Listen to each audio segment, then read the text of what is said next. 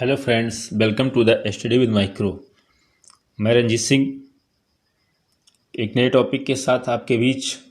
तो फ्रेंड्स शुरू करते हैं। आज का टॉपिक है भारत के वन एवं भारत की वनस्पति। यहाँ से हम वनों के बारे में जानेंगे कि वन के प्रकार कितने होते हैं और ऐसे वन भारत में कहाँ कहाँ पाए जाते हैं। तो फ्रेंड्स शुरू करते हैं वीडियो।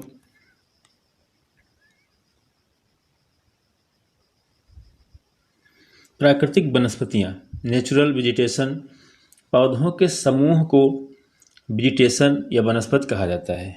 पौधों के समूह को वेजिटेशन या वनस्पति कहा जाता है।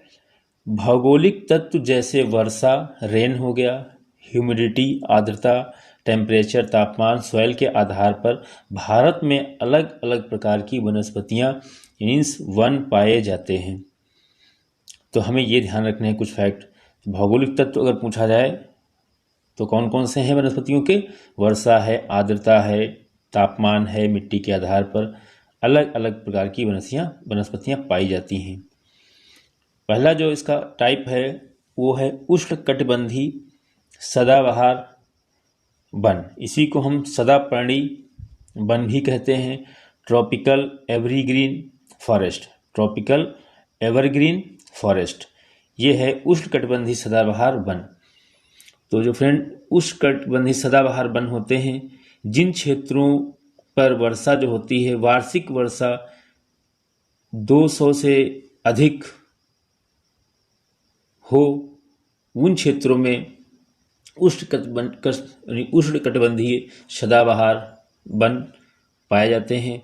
और अगर हम बात करें कि 200 से 300 के बीच की होती है रेंज, तो आपको यहाँ पे फैक्ट याद रखना है 200 से 300 के मध्य।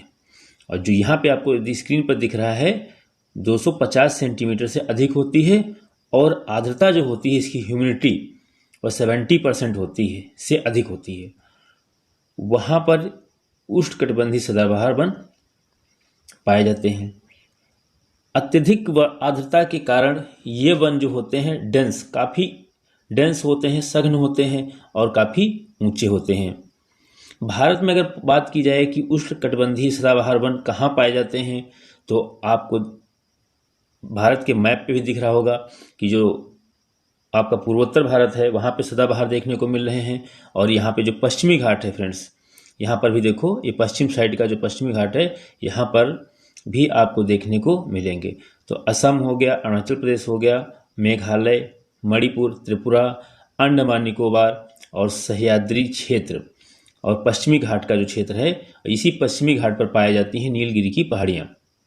यहाँ पर भी आपको ट्रॉपिकल एवरग्रीन फॉरेस्ट देखने को मिलते हैं फ्रेंड्स। चलिए तो नेक्स्ट पेज पे चलते हैं।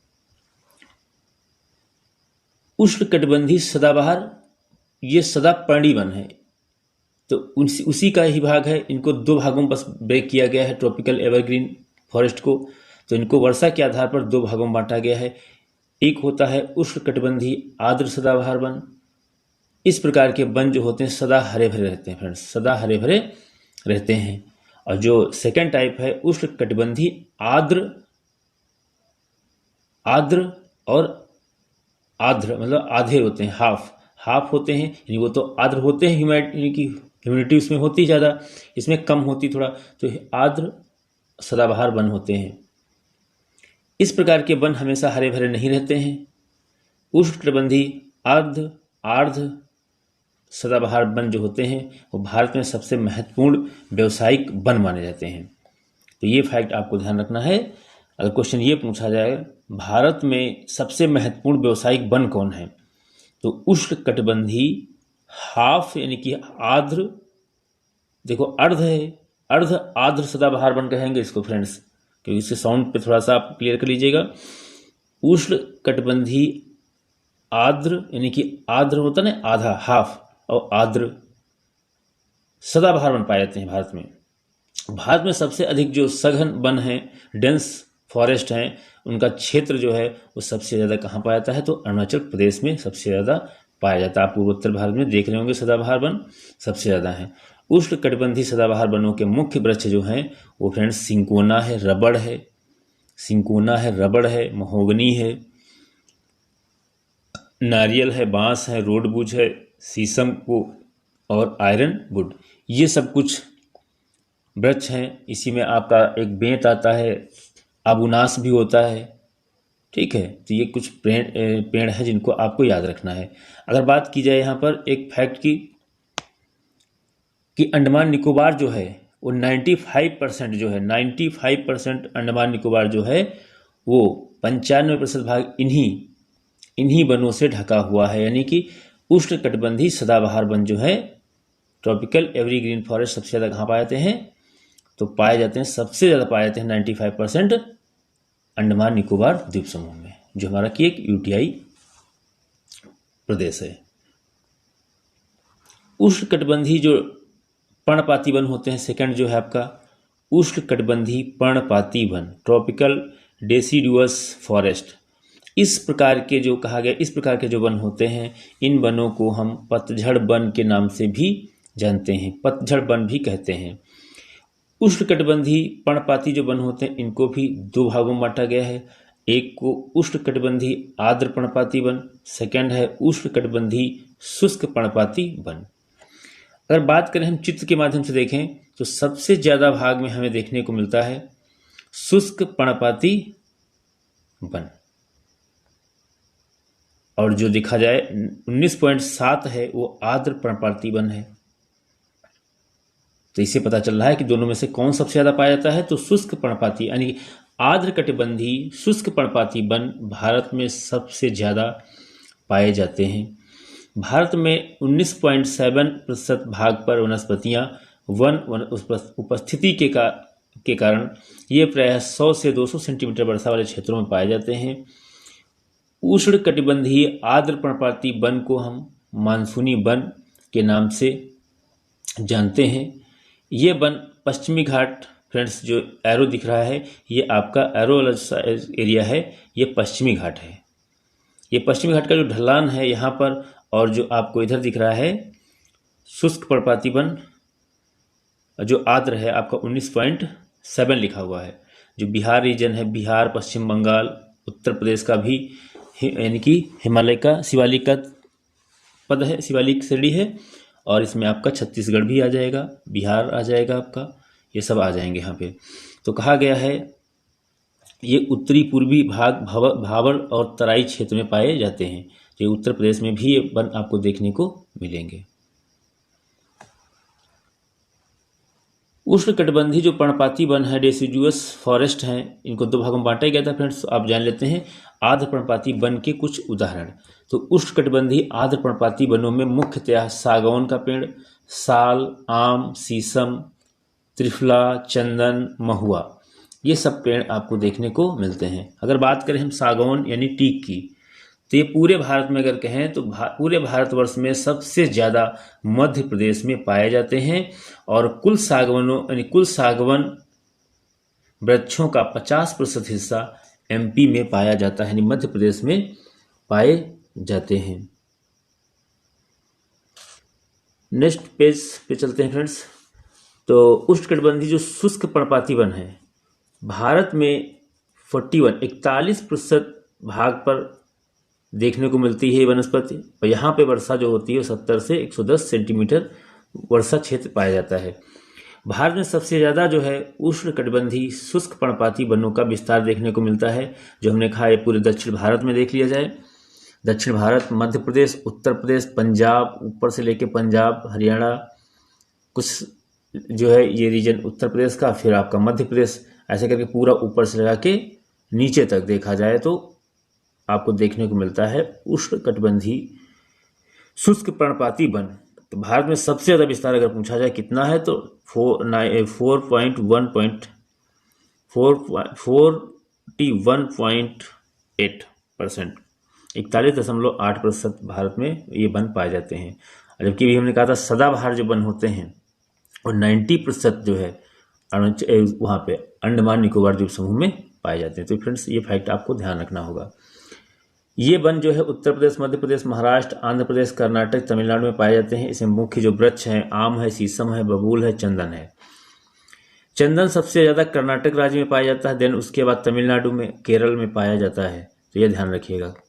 चंदन, इस पे भी फिल्म एक भी आई थी पुष्पा, झुकेगा नहीं, उसमें भी देखो चंदन की तस्करी ही दिखाई गई थी। और कर्नाटक जो है इसमें फर्स्ट स्टेट जो है राज्य आता है इसके उत्पादन में, कहने का मतलब सबसे ज़्यादा वहाँ पे पाया जाता है।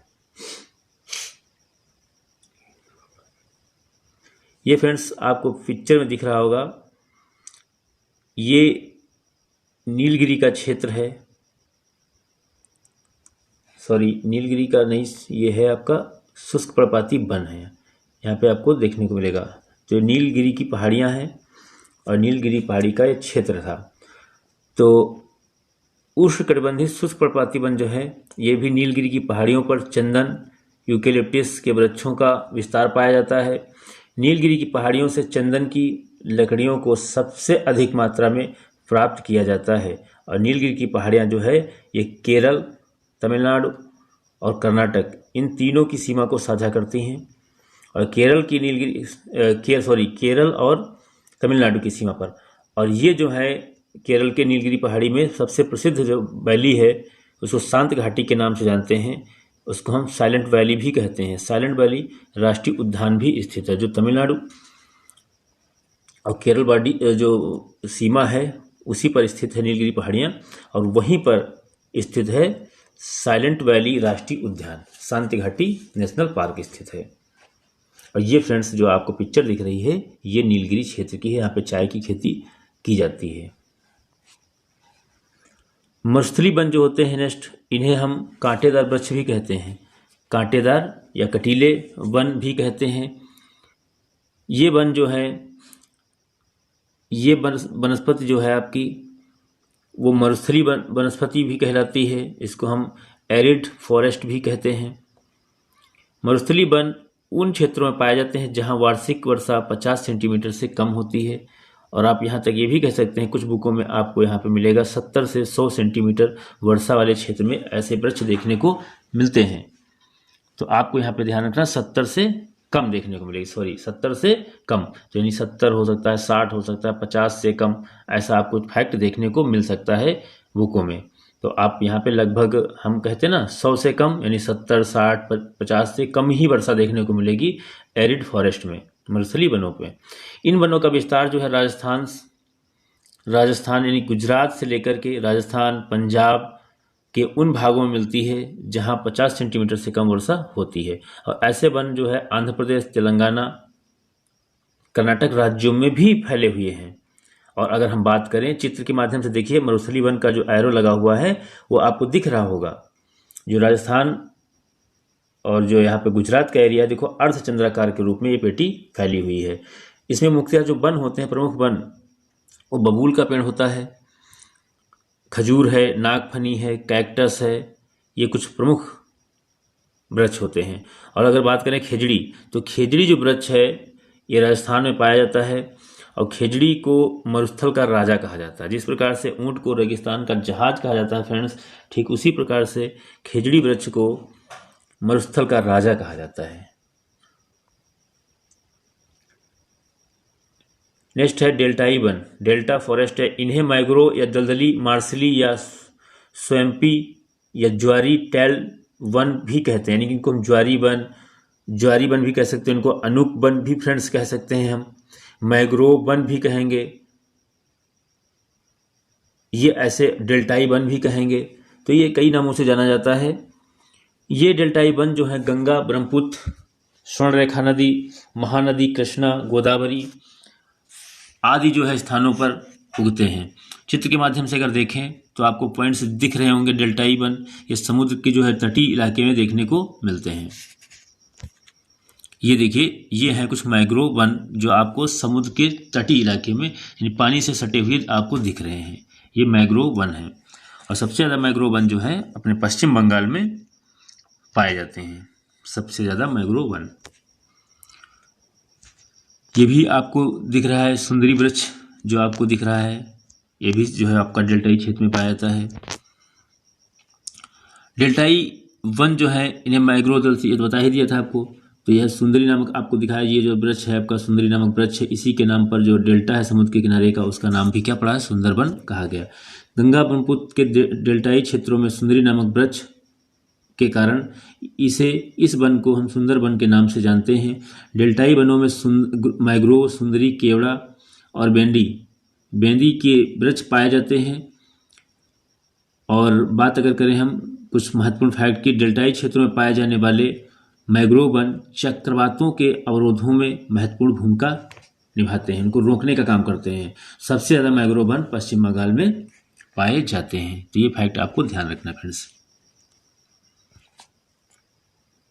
नेक्स्ट है पर्वतीय वन, इनको बोलते हैं माउंटेन फॉरेस्ट।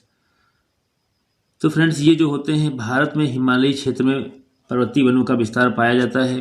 क्योंकि अधिक ऊंचाई के साथ जलवायु जो दशाएं होती हैं फ्रेंड्स, विशेष कर टेम्परेचर, वर्षा, इसमें परिवर्तन देखने को मिलता है। इसीलिए पर्वतीय भागों में जो होता है ऊंचाई के साथ साथ वनस्पतियों में आपको परिवर्तन देखने को मिलता है। जैसे जैसे आप ऊंचाई के क्रम में आप बढ़ेंगे ऊपर की ओर, तो उष्णकटिबंधीय से लेकर के अल्पाइन वनस्पति तक मिलेगी आपको। अल्पाइन वनस्पति, अब आप चार्ट से अगर देखें, चार्ट के माध्यम से, तो देखिए 1000 यानी 1000 से 2000 की मीटर, 2000 की जो ऊंचाई है 1000 से 2000 के बीच में, उसको हम शीतोष्ण प्रकार के वन कहते हैं। और इससे देखो ऊपर बढ़िए 2000 से 3000 के बीच में, तो देखो कोणधारी जो कैनोपी होती है, कैनोपी ट्री पाए जाते हैं। और इनसे और ऊपर अगर बढ़ेंगे तो इनको हम कहते हैं 3000 से 4000 तक की ऊंचाई पर जो वृक्ष पाए जाते हैं, उनको हम लोग क्या कहते हैं, अल्पाइन वनस्पति कहते हैं। और यहाँ पर प्रारंभ में जो होता है चिनार और अखरोट के पेड़, अल्पाइन चारागाह आदि पाए जाते हैं। जबकि और ऊंचाई पर अगर जाएंगे तो वहाँ पे कोई जो है वनस्पति नहीं मिलेगी। तो ये फ्रेंड्स आपको फैक्ट्स ध्यान रखने होंगे। अगर बात की जाए नेक्स्ट पेज की, तो ये आपको देख लीजिए चीड़ का वृक्ष है जो आपको देखने को मिलेगा उत्तराखंड में। और ये क्या है, ये ऊंचाई पर वाली बात होगी ना। ये उत्तराखंड जो है आपका 1000 से ऊपर की स्थिति में है अगर, तो वहाँ पर बताया गया है।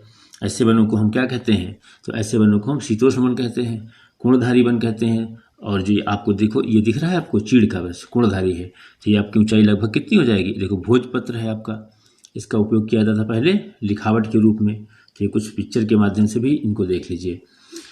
पर्वतीय वनों में मुख्य रूप से भोजपत्र, चीड़, स्प्रू, देवदार, सिल्वर फर, जूनिफर आदि पाए जाते हैं। भोजपत्र जो है फ्रेंड, इस पे ही अभी हमने कहा था, ये फ्रेंड्स जो चित्र है आप देख लीजिए एक बार।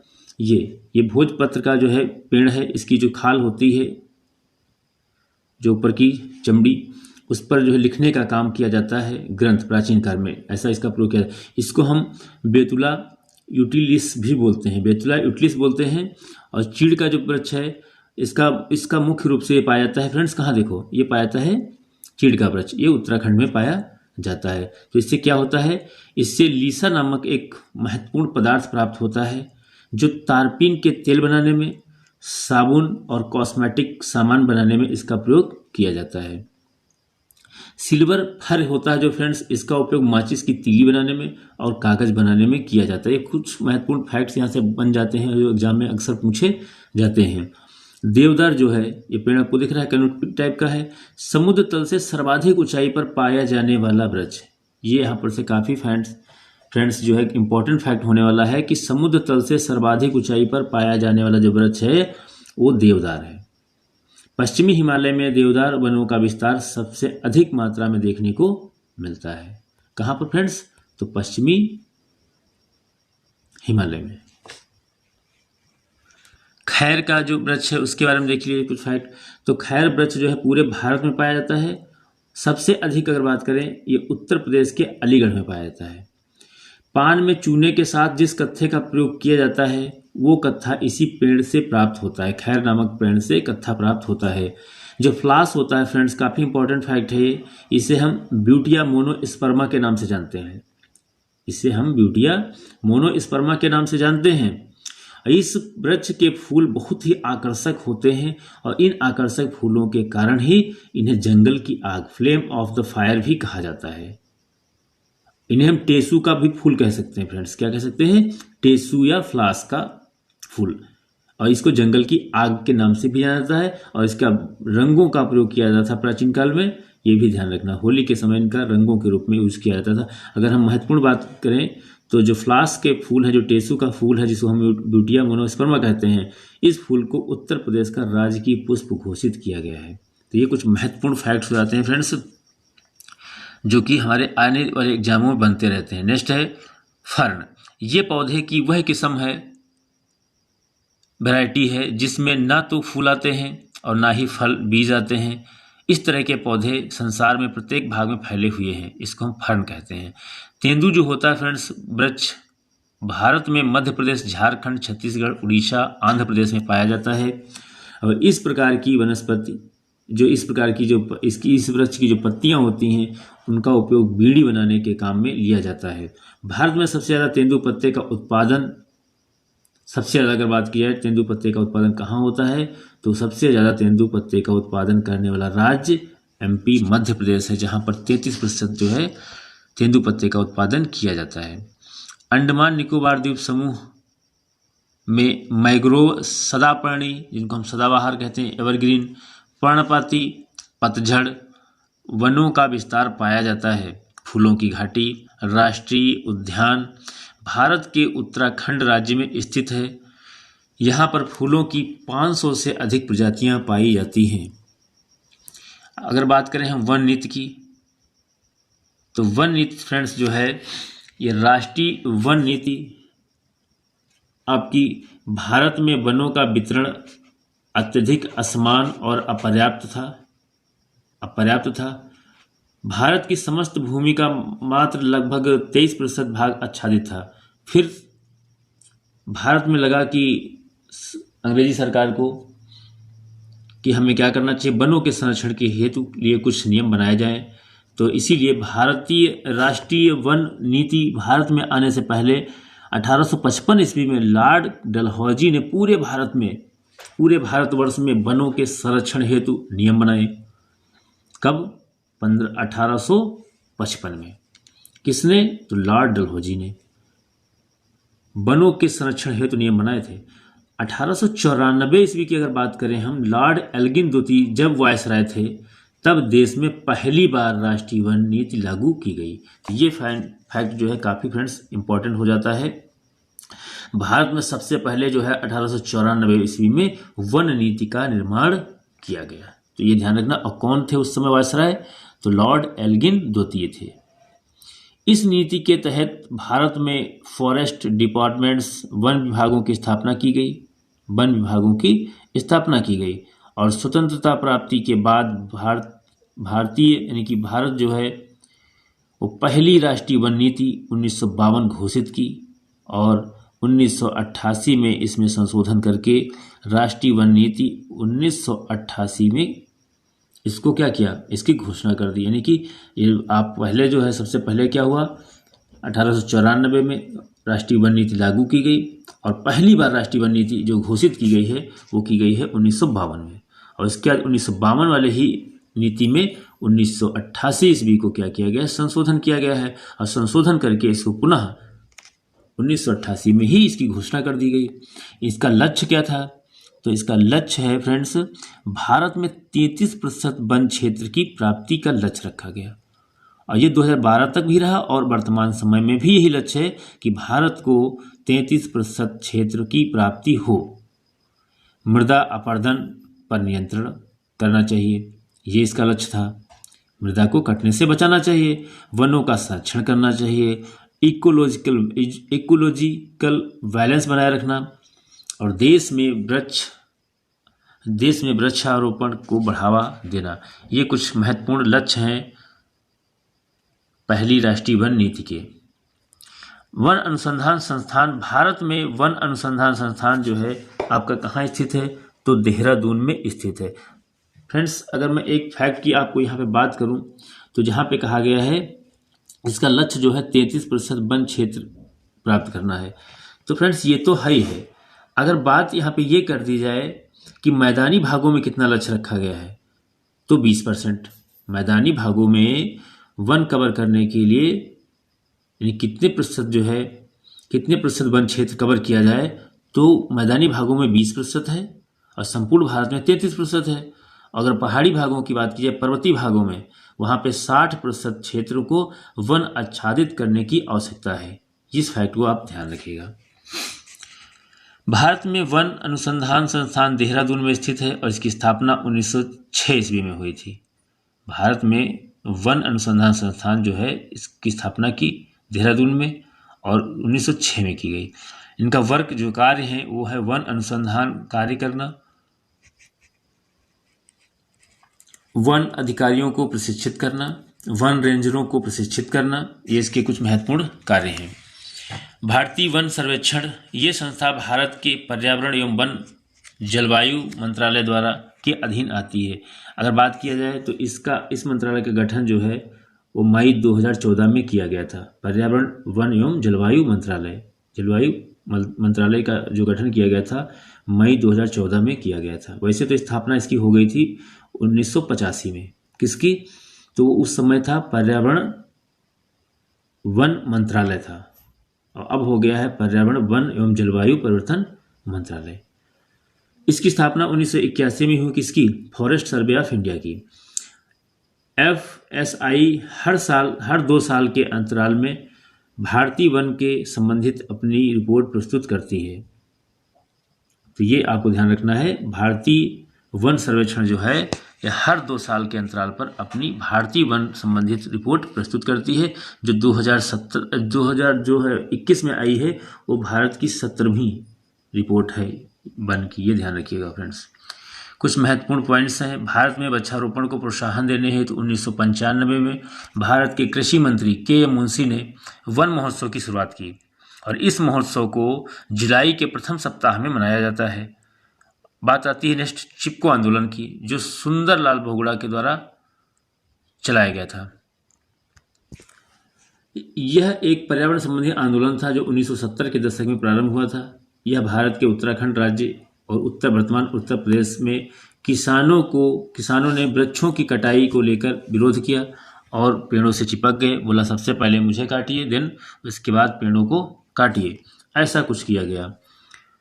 तो ये देखो फ्रेंड्स, चित्र के माध्यम से आपको दिख रहा होगा कि किस प्रकार से उत्तराखंड में जो है ये प्रोग्राम चलाया गया था, चिपको आंदोलन 1970 के दशक में। यहाँ के जो स्थानीय लोग थे ये आकर के सबसे पहले पेड़ की डाल, शाखाओं और तने से चिपक गए और बोली महिलाएं कि पहले मुझे काटिए, उसके बाद आप लोग जंगल को यानी पौधों को, पेड़ पौधों को काटेंगे।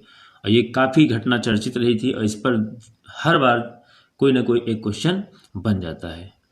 तो इसके जो जनक पूछा जाए तो इसके जनक जो हैं वो हैं सुंदरलाल बहुगुणा। अगर इसके प्रणेता पूछे जाए शुरुआत किसने की था तो चंडी प्रसाद भट्ट ने इसकी जो है शुरुआत की थी। ये फैक्ट आपको ध्यान रखना होगा। तो फ्रेंड्स ये है, यहाँ से ये किससे संबंधित है चिपको आंदोलन? तो ये पर्यावरण से संबंधित आंदोलन था। कब शुरू हुआ, यह प्रारंभ हुआ? तो यहाँ पे दिया है 1970। तो 73 के आसपास, 70 से जो है शुरू हुआ है, दशक माना गया है, जो कि 1973 के आसपास की बात है और प्रारंभ हुआ। और भारत के उत्तराखंड राज्य में, यानी तब जो है उत्तराखंड राज्य जो है अलग नहीं था उत्तर प्रदेश से। तो बात की जाए वर्तमान उस समय के उत्तर प्रदेश में घटना हुई थी। किसानों ने वृक्षों की कटाई का विरोध किया था और महिलाओं ने क्या किया, वृक्षों को चिपक कर उन वृक्षों को कटने से रोक लिया। तो ये फ्रेंड्स यहाँ पर कुछ महत्वपूर्ण फैक्ट हो जाते हैं जो आपने देखे। तो यहाँ पर आपको इसमें ध्यान रखना है, वन पर यानी कि जलवायु परिवर्तन मंत्रालय के अधीन आता है वन सर्वेक्षण ये, और हर 2 साल बाद ये अपनी रिपोर्ट देता है, इसको ध्यान रखना है। और कुछ महत्वपूर्ण फैक्ट हैं, खास करके ये वाला फैक्ट भी काफ़ी अच्छा है कि वन महोत्सव की शुरुआत कब हुई तो 1950 में हुई।